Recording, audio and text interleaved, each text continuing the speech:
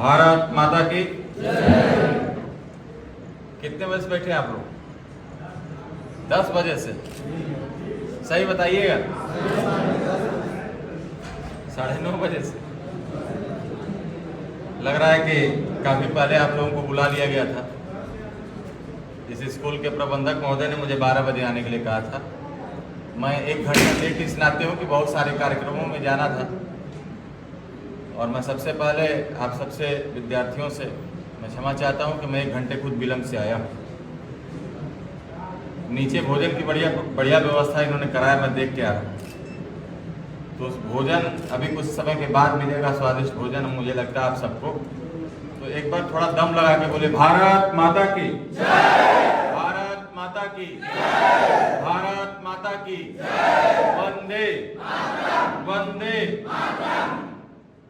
आज मां सरस्वती के प्रांगण में रामधारी चौहान पीजी कॉलेज के कैंपस में हम सभी स्मार्टफोन वितरण के कार्यक्रम में उपस्थित हुए हैं।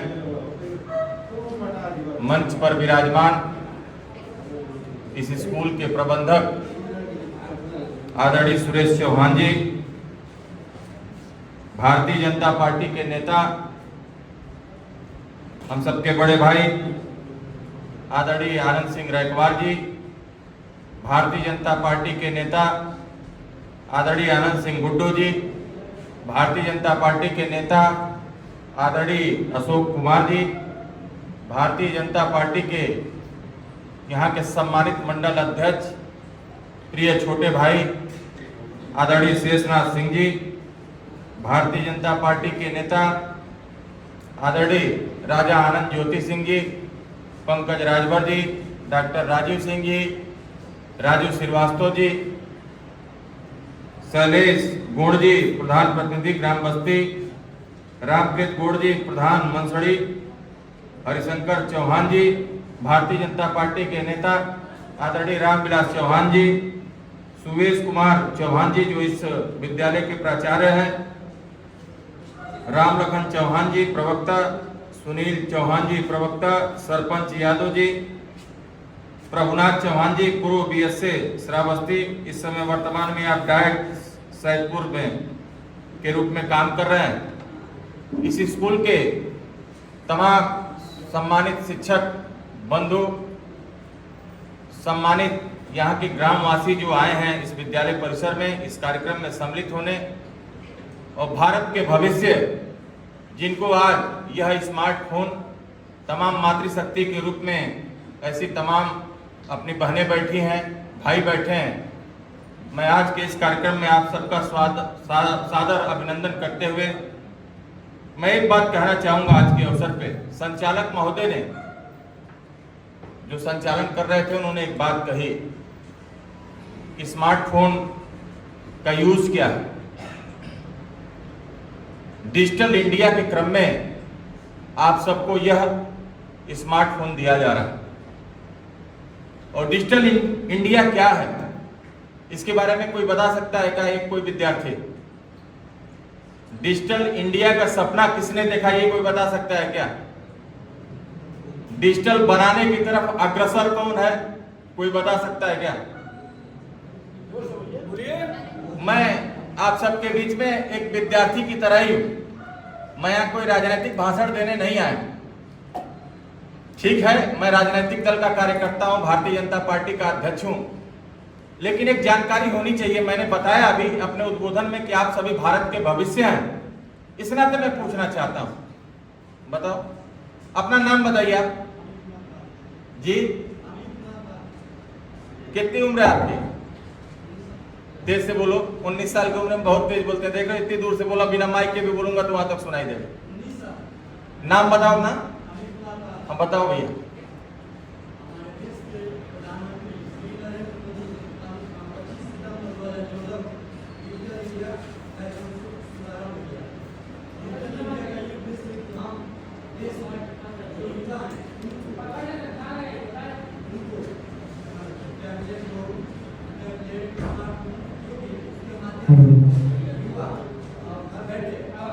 शिक्षा को ग्रहण कर सकते हैं। ठीक है, बहुत बहुत धन्यवाद आपको। इनके लिए ताली बजाइए। और कोई बता सकता है क्या?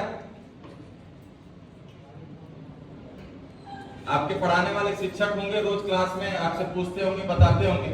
न मैं आपका शिक्षक हूं, न मेरे आप विद्यार्थी। हमने बताया कि हम समभाव के नाते ये बात पूछ रहे थे। वो इस नाते पूछ रहे थे कि आप सब वास्तव में भारत के भविष्य हैं, और जिस भारत की परिकल्पना हम सभी करते हैं और जिस भारत को आगे बढ़ाने की बात कर रहे हैं, इस भारत को आगे बढ़ाने में सिर्फ नरेंद्र मोदी जी या श्रद्धेय पूज्य योगी आदित्यनाथ जी महाराज या हम जैसे वो तमाम कार्यकर्ता नहीं, बिना आपके सहयोग के ये भारत आगे नहीं बढ़ सकता। आजादी के पहले का भारत कैसा था, आजादी के बाद का भारत कैसा था, और 2014 के बाद का भारत कैसा है, 3 खंडों में जब इसको विभक्त करेंगे तो आपको अंदाजा लग जाएगा। जब यह देश आजाद हुआ था तो भूखा नंगा भारत था, रहने के लिए आवास नहीं था, खाने के लिए भोजन नहीं था, पहनने के लिए वस्त्र नहीं था।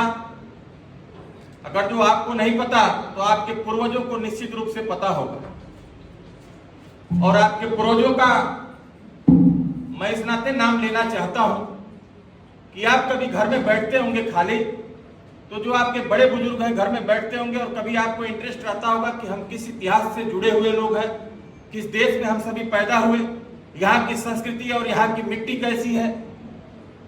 आपने भारत माँ के अलावा किसी देश का नाम माँ से जुड़ते हुए देखा है, सुना है? कभी ऑस्ट्रेलिया माता सुना है क्या? चाइना माता सुना है? यूरोप माता सुना है?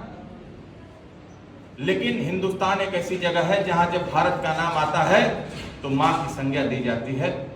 मैं तो सबसे पहले, मैं यहाँ जितने लोग बैठे हैं, मैं अपने को सम्मिलित करते हुए अपने आप को सौभाग्यशाली समझता हूं कि हम सभी भारत मां की संतान हैं। और भारत मां के संतान होने के नाते हम सबका भी एक नैतिक दायित्व बनता है कि इस देश को, जिस गांव गली मोहल्ले के हम सभी रहने वाले, जिस जिले के रहने वाले हैं, जिस प्रदेश के रहने वाले हैं, उसका नाम कैसे रोशन कर सके। मैं आजादी की बात कर रहा था, आजादी के पहले की बात कर रहा था। आप कभी घर में पूछिएगा कि आजादी के जो दीवाने थे, उन्होंने जो सपना देखा था कि हम आजाद होंगे तो हमारे पास शिक्षा की व्यवस्था अच्छी होगी, भोजन की व्यवस्था अच्छी होगी, हमारे पास वस्त्र होगा, आवास होगा, स्वास्थ्य की अच्छी सुविधा होगी, और उन लोगों के दीवानापन ने हम सबको आजाद कराया। आजादी के बाद मैं ये नहीं कहता कि जो सरकारें देश के अंदर बनी उन लोगों ने काम नहीं किया, लेकिन आजादी के 70 साल बाद थोड़ा ईमानदारी से बताइए कि आजादी के 70 साल के बाद यहाँ के लोगों को रहने के लिए आवास की व्यवस्था मिलनी चाहिए थी कि नहीं मिलनी चाहिए थी? आप बताओ, मिलना चाहिए कि नहीं मिलना चाहिए? शिक्षा की व्यवस्था मिलना चाहिए कि नहीं मिलना चाहिए? स्वास्थ्य की व्यवस्था मिलनी चाहिए कि नहीं मिलनी चाहिए? भोजन की व्यवस्था होनी चाहिए थी कि नहीं होनी चाहिए थी? लेकिन अगर तो इन लोगों ने थोड़ा थोड़ा काम किया होता तो इतनी बड़ी समस्याएं पैदा नहीं हुई होती, क्योंकि नीति और नीति उनकी ठीक नहीं थी। वो अपना घर भरना चाहते थे सिर्फ, इस नाते देश इतना पीछे रहा। लेकिन एक मां भारती का संतान जिसने पूरे देश को अपना परिवार समझा, और भारत के प्रधानमंत्री के रूप में जिसने देश की सेवा किया, और जिस राज्य से आते हैं वहां 15 साल मुख्यमंत्री के रूप में उस राज्य को अपना परिवार समझ करके जिसने सेवा दिया, ऐसे श्रद्धेय नरेंद्र भाई मोदी जी ने डिजिटल इंडिया का सपना देखा। क्योंकि ये जो स्मार्ट मोबाइल है, आज भी गांव में हमारे पास इतनी सक्षमता नहीं होती है कि हम स्मार्ट मोबाइल खरीद सके, इंटरनेट को चला सके। मैं सही कह रहा हूं, गलत कह रहा हूं? क्या सभी सक्षम परिवार के यहाँ व्यक्ति बैठे हैं क्या? बहुत सारे लोग ऐसे होंगे जिसके पिता माता मजदूरी करते होंगे, कहीं काम करते होंगे, अपनी आजीविका का संसाधन किसी तरीके से तलाश करते होंगे, और उनका भी सपना होगा कि मेरा बेटा डॉक्टर, इंजीनियर, वकील कुछ ना कुछ बनेगा। ऐसा सपना देखते कि नहीं देखते? और वो इस नाते कि भाई हमारे पास भी संसाधन होता तो मेरा बेटा भी पढ़ सकता था, मेरा बेटा पढ़ लिख जाता। पहले स्कूल विद्यालय में लाइब्रेरी हुआ करती थी, हो सकता है कि यहाँ भी होगी लाइब्रेरी, या नहीं होगी तो डिजिटल लाइब्रेरी इन्होंने बना रखा होगा, नहीं होगा तो इंटरनेट का जो साधन है उस साधन से आप सभी पढ़ रहे होंगे। और ये जो आपको मिला स्मार्टफोन, उत्तर प्रदेश की सरकार ने आपको इस नाते देने का काम किया, परम पूज्य योगी आदित्यनाथ जी महाराज ने, कि जो हमारे प्रदेश का बच्चा है, जो विद्यालय में पढ़ रहा है, जिसके पास टैलेंट है, जो मेधावी है। मैं नीचे जब आया था यहाँ पे तो यहाँ के प्रबंधक महोदय ने मुझे बताया कि मैं सौभाग्यशाली हूँ कि मेरे विद्यालय को पूर्वांचल विश्वविद्यालय से जो संबद्ध ये विद्यालय है, हर बार मेरे बच्चे यहाँ से गोल्ड मेडल पाते हैं। मैं यहाँ के प्रबंधक को बधाई देना चाहता हूँ।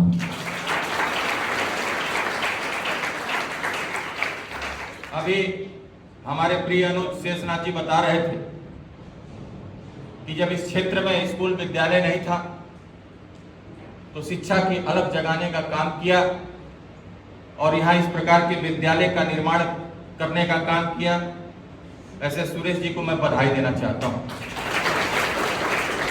कि आपने इतने दूरस्थ इलाके में बच्चों को पढ़ाने का जो संसाधन उपलब्ध कराया है, मैं हृदय से आपको धन्यवाद ज्ञापित करना चाहता हूँ। और मैं आप सबसे भी कहना चाहता हूँ कि आप सभी यहाँ सौभाग्यशाली हैं कि ऐसे विद्यालय में आप अध्ययनरत हैं जहाँ पे गोल्ड मेडल बच्चे पाते हैं। मैंने पूछा कि विश्वविद्यालय के अंडर 10 में आपका विद्यालय आता है कि नहीं आता है, जब गोल्ड मेडल की बात कर रहे हैं, तो इन्होंने बताया कि भाई साहब हर बार सौभाग्य मिलता है कि हमारे विद्यालय के बच्चे गोल्ड मेडल पाते हैं। ये बहुत अच्छी बात है। यानी निश्चित रूप से मैं कह सकता हूँ कि जो आपकी सोच है और जिस सोच से आपने इस विद्यालय का निर्माण किया और यहाँ जो बच्चे हैं उनको आप भारत का भविष्य गढ़ने के लिए तैयार कर रहे हैं, मैं इसके लिए भी आपको बधाई देना चाहता हूँ। और आप सबसे भी मैं आग्रह करना चाहता हूँ कि जो लैपटॉप और टैबलेट आप सबको, ये टैबलेट और ये स्मार्टफोन आप सबको जो उत्तर प्रदेश की सरकार दे रही, वो आपको अच्छे शिक्षा की व्यवस्था को बढ़ाने के लिए दे रही। आप ज्ञान अर्जित कर सकें और ज्ञान अर्जित करके अपना स्किल डेवलप कर सकें। और जो डिजिटल इंडिया का सपना अभी जो बच्चा बता रहा था, मैं इसको भी बधाई देना चाहता हूँ। इसने बड़े सलीके से उसको बताया। आप तो थोड़ा कल्पना करिए कि 135 करोड़ लोग हैं इस देश के अंदर, सबको सरकारी नौकरी मिल सकती है क्या? आप बताओ, ईमानदारी से मिल सकता है क्या? नहीं मिल सकता। तो उसके लिए आत्मनिर्भर बनना पड़ेगा। और आत्मनिर्भर भारत की जो परिकल्पना हम सबने देखी, उसमें आपके योगदान की बहुत आवश्यकता है। ये डिजिटल युग ऐसा है कि पहले चिट्ठियां लिखी जाती थी 80-90 के दशक में, और चिट्ठी आज डाली जाती थी और पहुंचता था 3 महीने के बाद। तब तक पता चलता था, हो सकता है कि चिट्ठी पाने वाला या चिट्ठी देने वाला दोनों में से कोई एक ही बचा है। लेकिन अब ऐसा नहीं है। आप यहाँ बैठे बैठे एक साथ 10 लोगों से जुड़ सकते हैं, तुरंत बात कर सकते हैं। पहले पढ़ने के लिए किसी लाइब्रेरी में जाना होता था, बड़े शहरों में किताबें खोजनी होती थी, या जिस विद्यालय में आप पढ़ रहे होते हैं उस विद्यालय की लाइब्रेरी इतनी बड़ी होती थी कि उसमें कुछ किताबें मिलती थी, कुछ नहीं मिलती थी। कहीं कहीं बड़े विद्यालयों में बड़ी लाइब्रेरी, कहीं छोटे विद्यालयों में छोटी लाइब्रेरी। मैं दूसरे की क्या बात करूं, मैं जब खुद ग्रेजुएशन कर रहा था तो हम सबको एक छोटे से अंशदान पे वो मिलता था किताब, एक दिन के लिए 1 रुपये जमा करना पड़ता था और किताब हम सभी घर ले जाके पढ़ते थे। लाइब्रेरी से किताब उपलब्ध होती थी।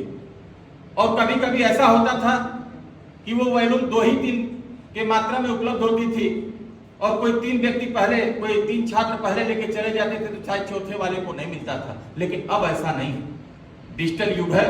आपके हाथ में जो स्मार्टफोन है, इसका सदुपयोग करिए। संचालक महोदय ने कहा था कुछ लोगों के लिए अच्छा होगा, कुछ लोगों के लिए खराब होगा, लेकिन आप भारत के भविष्य को गढ़ने वाले लोग हैं। इंटरनेट का युग है।